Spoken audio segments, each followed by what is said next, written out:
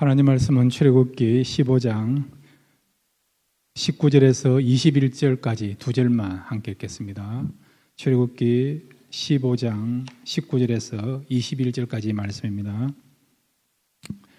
바로의 말과 병거와 마병이 함께 바다에 들어가매 여호와께서 바닷물을 그들 위에 되돌려 흐르게 하셨으나 이스라엘 자손은 바다 가운데서 마른 땅으로 지나간지라 아론의 누이 선지자 미리암이 손에 소고를 잡으며 모든 여인도 그를 따라 나오며 소고를 잡고 춤추니 미리암이 그들에게 화답하여 이르되 너희는 여호와를 찬송하라. 그는 높고 영화로우심이요 말과 그 탄자를 바다에서 던지셨음이로다 하였더라.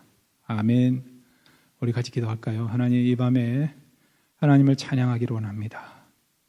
우리 하나님은 찬양 가운데 거하시는 하나님인 줄로 믿습니다.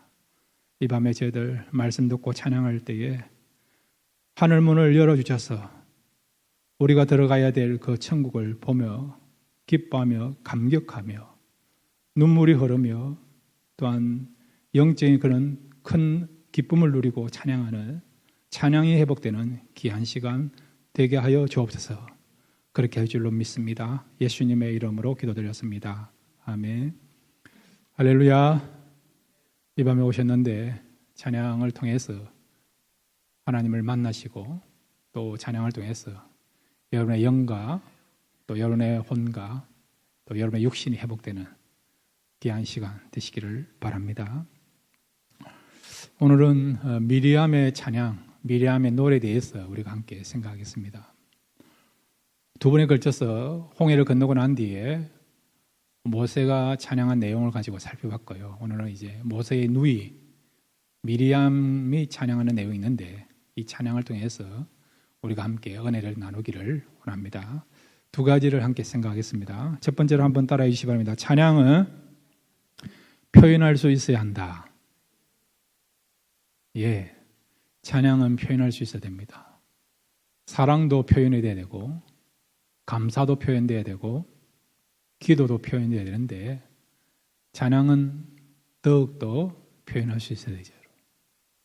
사실 우리가 소리를 높여 찬양한다는 것 자체가 이미 표현된 거 아닙니까? 그렇지만은 우리가 할 수가 있다면 그냥 목소리뿐만 아니라 온몸을 다하여 때로는 춤을 추면서 하나님 앞에 어린아이 같은 마음을 가지고 찬양을 표현할 수 있는, 찬양의 표현이 더 깊어질 수 있는 그런 삶을 살아가야 될 줄로 믿습니다. 날마다 여러분 성령 안에서 하나님 주신 그 은혜 감사하는 마음을 가지고 찬양을 표현할 수 있는 저와 여러분 되시기를 바랍니다. 자, 여러분 오늘 우리 출애굽기 15장 20절에서 21절 같이 읽겠습니다. 시작.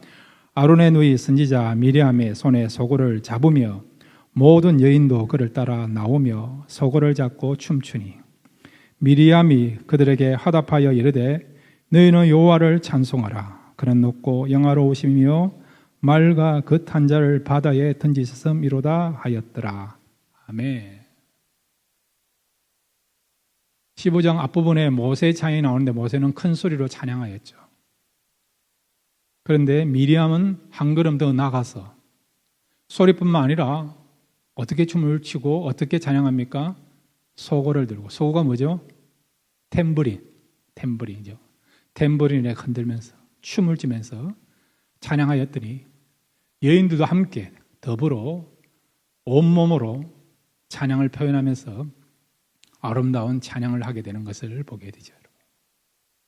그러니까 이 미리암의 찬양은 뭡니까? 모세와 다르게 좀 더 하나님을 향한 찬양이 깊어지면서 또 표현이 넓어지면서 찬양을 표현하고 있는 것을 보게 되죠.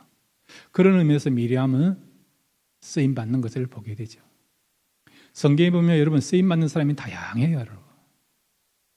노인도 쓰임받고 여인도 쓰임받고 또 어린아이도 쓰임받는데 그런데 보면요 각각마다 하나님을 향한 믿음과 사랑과 헌신에 대해서 고백하고 충성하고 그리고 그것을 표현함으로 말미암아 이런 부분에서 귀하게 쓰임 받는 것을, 하나님은 이런 것을 통해서도 얼마든지 쓰임 받을 수 있구나, 그런 교훈들을 주고 있죠.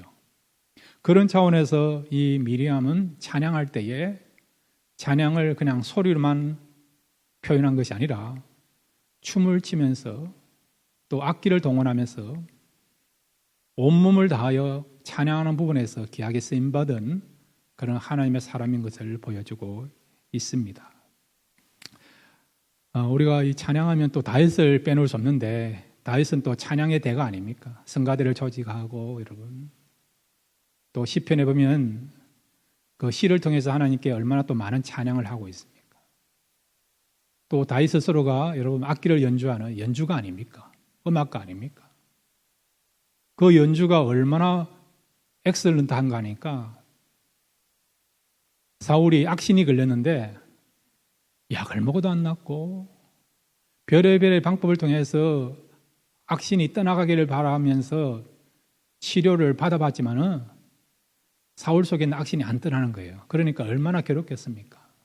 근데 다윗이 악기를 들고 사울을 위해서, 사울의 치료를 위해서 찬양했더니 그 찬양을 듣고 악신이 사울에서 떠난 것을 알고 있지 않습니까?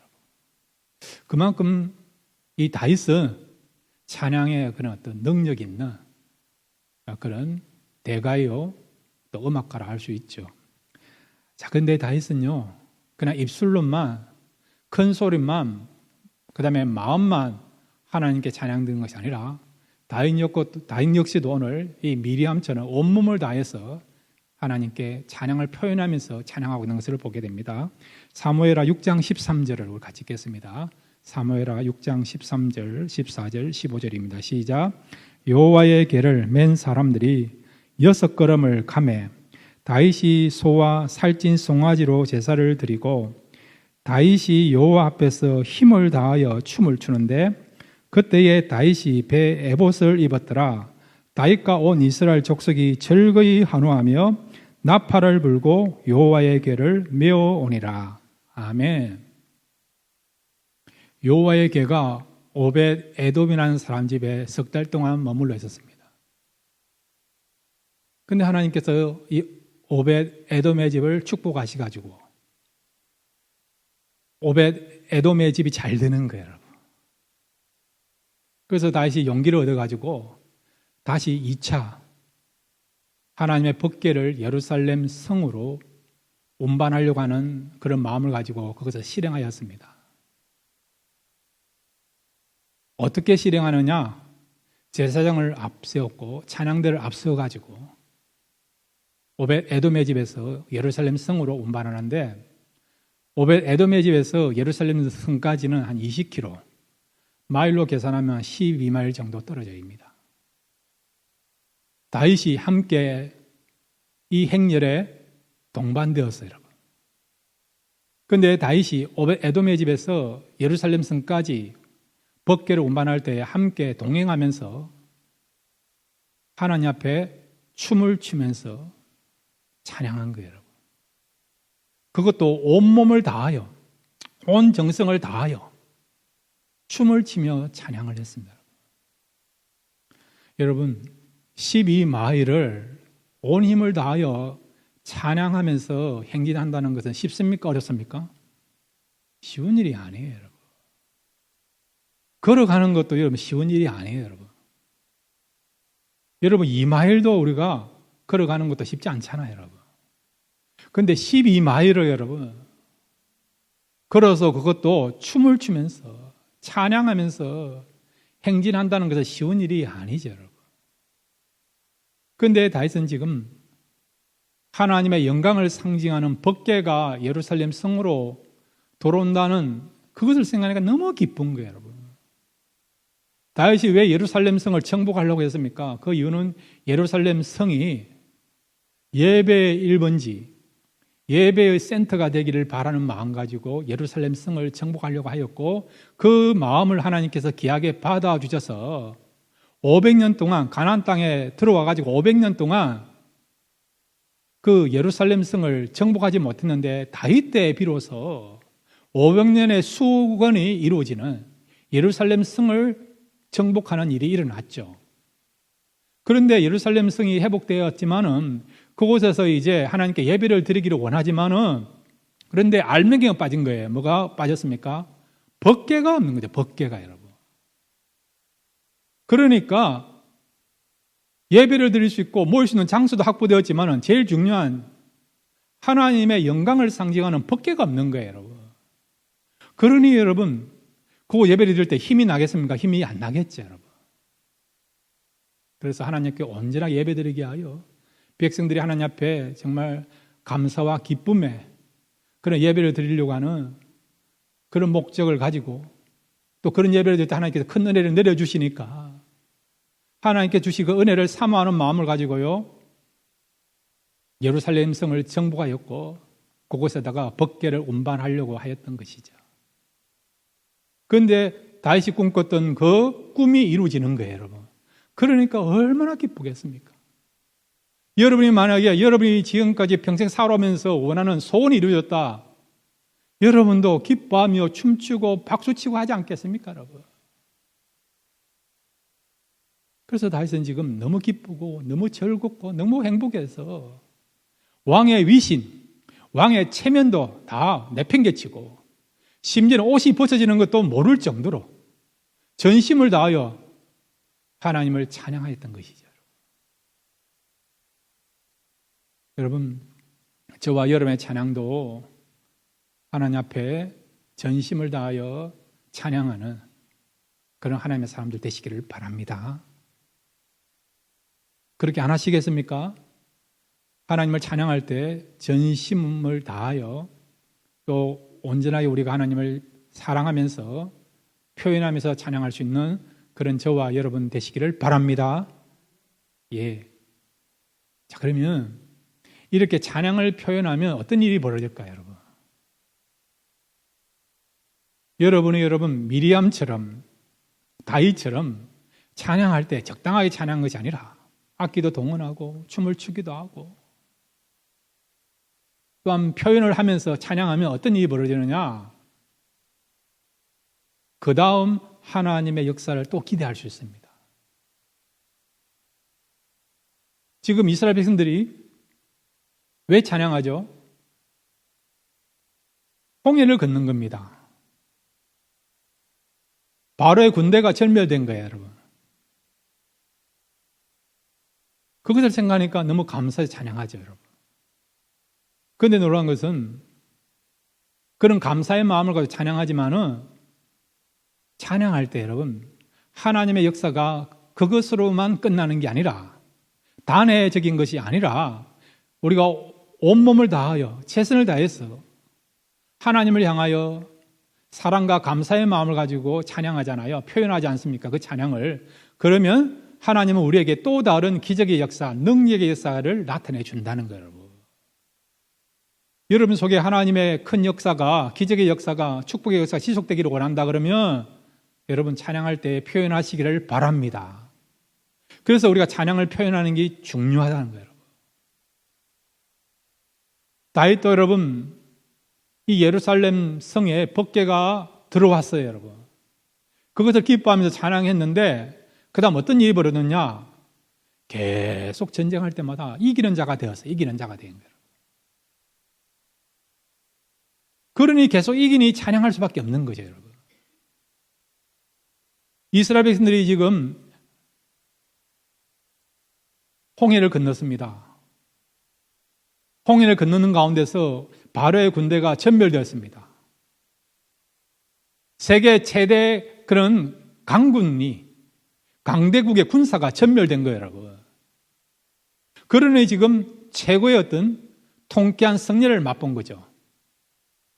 그것을 감사하는 마음을 가지고 찬양을 표현하면서 하나님께 영광을 돌렸습니다. 이렇게 찬양을 표현했더니 어떤 일이 벌어졌느냐? 출애굽기 우리 17장 13절에서 16절 이스라엘 백성들이 이제 광야에서 치르는 최초의 전투예요, 여러분. 이 전투에서 어떻게 됐느냐? 출애굽기 17장 13절에서 16절을 같이 읽겠습니다. 시작. 여호수아가 칼날을 아말렉과 그 백성을 쳐서 무찌르느니라. 여호와께서 모세에게 이르시되 이것을 책에 기록하여 기념하게 하고 여호수아의 귀에 외워 들리라. 내가 아말렉을 없이하여 천하에서 기억도 못하게 하리라. 모세가 제단을 쌓고 그 이름을 여호와 니시라 하고 이르되 여호와께서 맹세하시기를 여호와가 아말렉과 더불어 대대로 싸우리라 하셨다 하였더라. 아멘.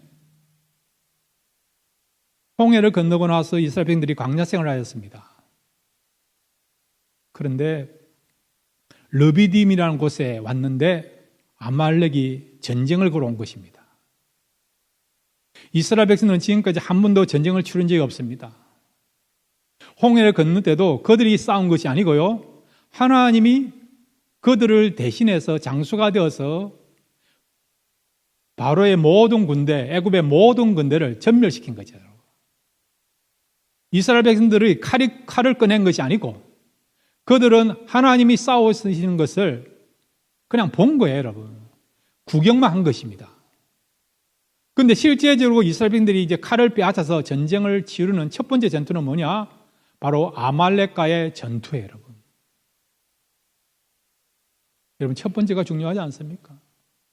첫 번째 전투에서 승리하면 그만큼 용기를 얻는 거죠, 여러분. 이순신 장군이 1992년도에 여러분 임진왜란을 했을 때에 한 달이 지나고 난 뒤에 당포라는 곳에서 첫 번째 전투를 벌였습니다. 대승을 거뒀더라고요. 그것이 계기가 돼가지고 옥포 해전이라든지 나중에 여러분 한산 해전이라든지 부산포 해전에서 대승을 거둔 거죠. 첫 번째 전투에 승리를 했기 때문에 용기를 얻어가지고 자신감을 가져가지고요, 계속해서 왜군과 전쟁을 치르지만 승리하게 되게 된 거예요, 여러분. 첫 번째 전투가 얼마나 중요합니까? 그런데 이스라엘 백성들이 본격적으로 광야 생활 가운데 전쟁을 치르는데 아말렉과 첫 번째 전투를 벌린 거예요, 여러분. 그런데 놀랍게도 승리하게 된 거예요, 여러분. 이 승리가 그냥 우연히 주어진 겁니까? 아니에요, 여러분. 하나님이 도와주신 것이죠. 그러면 하나님은 어떤 사람에게 도와주시느냐? 바로 여러 가지 원인을 통해서 하나님 도와주시면 그 중에 하나가 뭐라고요? 찬양할 때에 전심을 다하여 우리가 온전하게 찬양을 표현하면서 그렇게 하면 하나님은 그것을 기뻐하시고 원하시기 때문에 찬양을 표현하는 그 찬양을 받으시고 우리에게 무엇을 주신다고요? 기적과 하나님의 축복과 능력을 행하시는데 그 기적 가운데 승리케 하시는 그런 기적을 우리에게 행하신다는 것입니다. 여러분, 승리하기를 원하십니까? 한 번 승리하고 끝나는 게 아니고 계속해서 여러분의 삶 속에 승리가 나타나기를 원합니까? 그러면 찬양하시기를 바랍니다. 찬양을 할 때 여러분, 이 미리암처럼 또한 다윗처럼 눈치 보지 마시고요, 마음껏 성령이 이끄는 대로 큰 소리도 하시고 손뼉도 치시고 또 이렇게 성령 안에서 우리가 또 얼마든지 우리의 몸짓을 표현하면서 찬양할 수 있는 거 아닙니까? 하나님이 그 찬양 받으시면 되는 거거든요, 여러분. 그래서 여러분, 찬양함으로 말미암아 지금도 하나님께서 우리에게 큰 은혜를 베풀어 주시는데 앞으로도 그 찬양을 통해서 더 큰 역사와 더 큰 은혜를 베풀어 주신 것을 경험하는, 그래서 찬양이 끊임없이 나타나서 하나님을 기쁘시게 하고 오늘 이 시대 사람들에게 찬양을 어떻게 하는 것인가, 그 부분에서 귀하게 모델로서 쓰임받을 수 있는 찬양의 그런 거장이 되시고 대가가 되시는 저와 여러분 되시기를 주님의 이름으로 축원드립니다.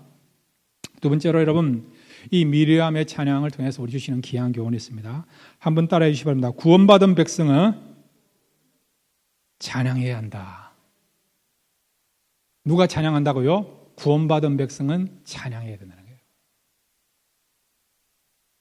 오늘 본문에 보면 미리암과 여인들이 찬양하고 있어요. 앞부분은 모세와 이스라엘 백성들이 찬양하고 있습니다. 그들이 찬양하는 이유가 뭐죠? 자, 여러분, 출애굽기 14장 30절 같이 읽겠습니다. 시작.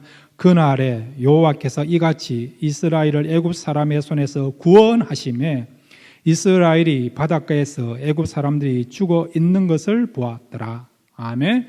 그리고 나서 모세가 찬양하고 모세의 찬양을 들었던 백성들이 하다하며 찬양하고 그 찬양을 보았던 미리암과 여인들이 이제는 춤을 추고 소고를 들며 찬양하게 되게 된 거예요, 여러분. 하나님께서 그 백성을 구원하시는 그 구원의 역사를 본 거예요, 여러분. 그 구원의 역사를 보니까 너무 기쁘고 감사하고 감격스러운 겁니다.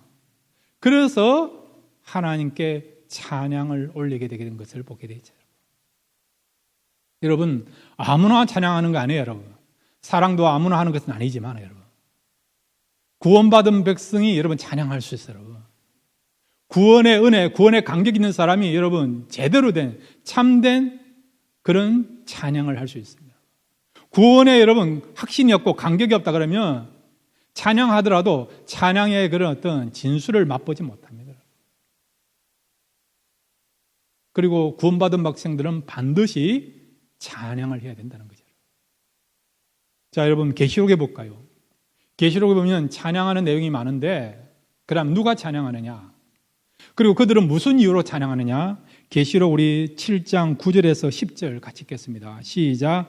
이 일 후에 내가 보니 각 나라와 족속과 백성과 방언에서 아무도 능히 셀 수 없는 큰 무리가 나와 흰 옷을 입고 손에 종려가지를 들고 보좌 앞과 어린 양 앞에 서서 큰 소리로 외쳐 이르되 구원하심이 보좌에 앉으신 우리 하나님과 어린 양에게 있도다 하니.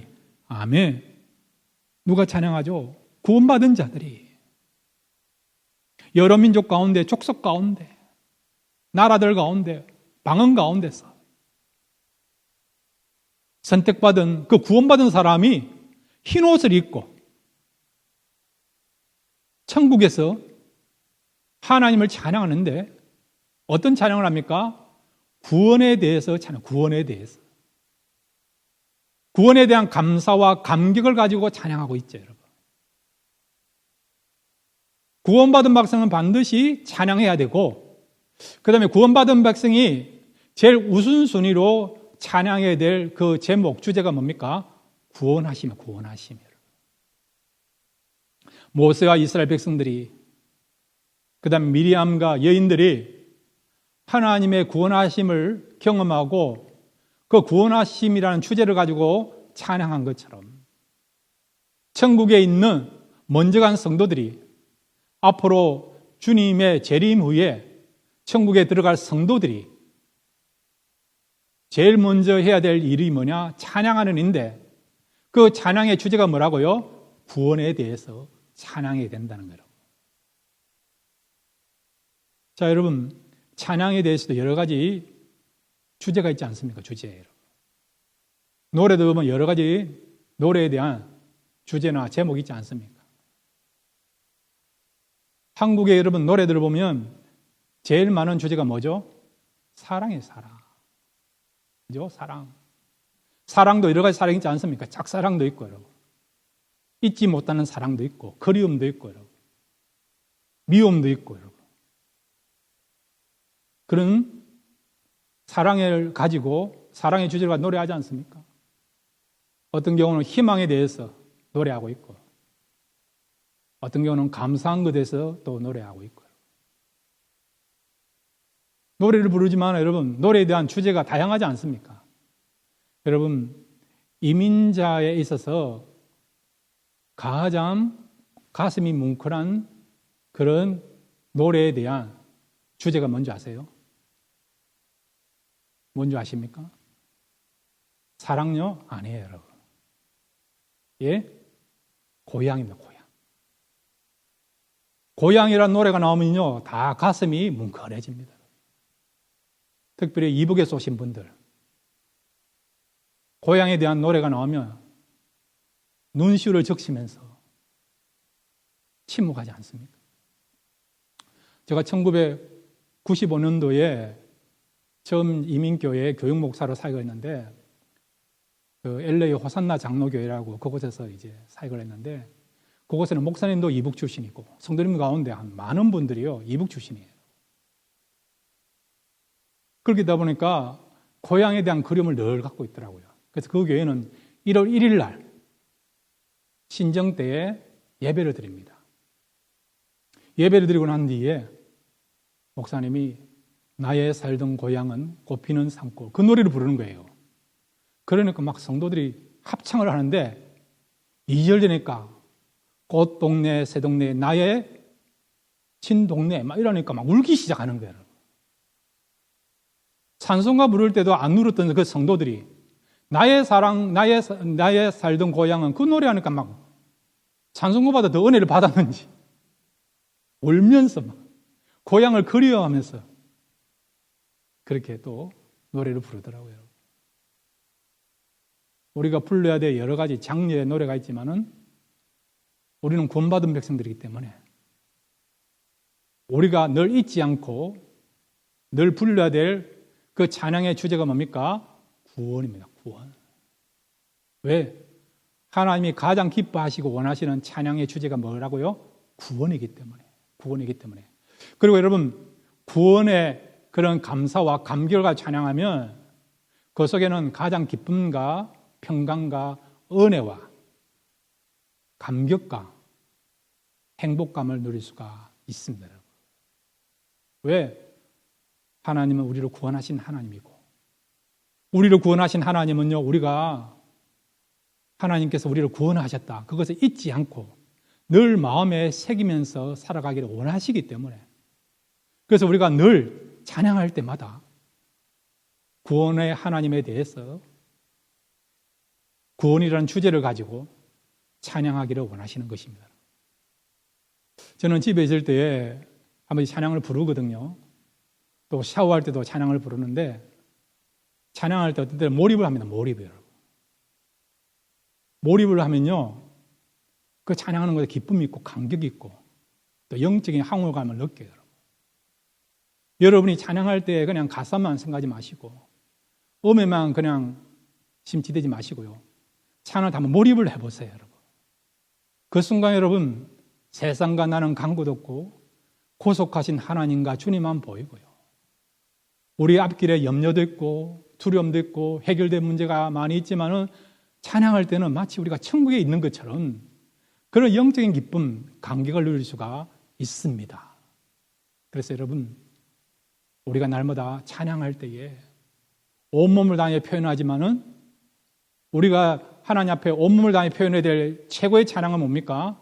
구원이라는 거예요, 구원. 날마다 구원하신 하나님. 그 은혜에 우리가 늘 잊지 않고 감사하는 마음을 가지고요. 하나님께서 나를 구원하셨다. 그것을 생각하며 우리가 찬양할 때 하나님이 기뻐 받으시는 그런 아름다운 찬양이 될 줄로 믿습니다. 구원받은 자는 찬양합니다. 구원받은 자는 구원을 늘 노래하며 찬양합니다.